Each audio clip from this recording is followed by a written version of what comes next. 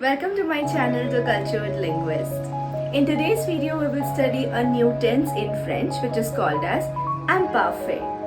Now, Imparfait is a type of a past tense, but in this video, you will learn how to differentiate between the two past tenses in French. Number one being passé composé and the other being Imparfait. Ready? Let's try to conjugate a regular ER category verb chanter in Imparfait. The verb chanter means to sing. Step number 1 is to write down all the pronoms sujets.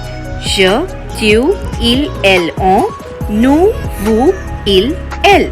Step number 2 is to take the present tense nous form of a verb.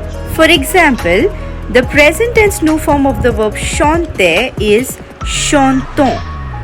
The step number 3 will be to remove the ons from this verb, and what remains is the stem of the verb, which we will write as it is everywhere in front of all the pronoms sujets.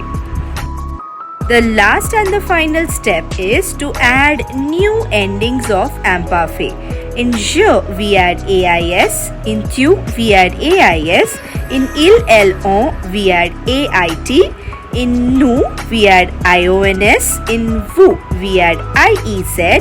And in il and elle, we add AIENT. This is how we conjugate a verb in Imparfait.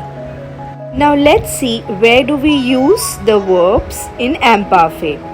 Number 1, a description in the past. Number 2, a repeated action in the past. Number 3, an incomplete action in the past. And number 4, when you are describing a mental or a physical state of mind.